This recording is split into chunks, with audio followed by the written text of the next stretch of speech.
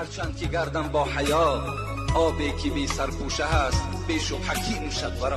زنهایی که اگر سطر ندارن مثل همون ظرف‌هایی که آب میگیرن سرپوشه ندارن مثل همون هستن. آبی بی سرپوشه وای مکروه است، وای دیگر نه طهارت میکنه نه خورده میتواند. زنی که حیا ندارد، زنی که سطر ندارد، وای همچون یک زنی مکروه است، یک زنی بدبخت است. این امر خدا است، این ما پوشانده نمیتوانیم.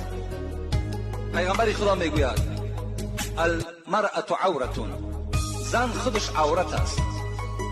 بین لعن الله الناظر والمنظور الیه، لعنت کند خداوند با آن مردهایی که به سوی این زنهای بی سطر نظر میکنند، یا لعنت کند پیغمبر خدا گفت زنهای را که تمام مردم نگاهشان بالای خودشان حواله میکنند. این زنهای بی سطر را پیغمبر خدا گفتن لعنه الله.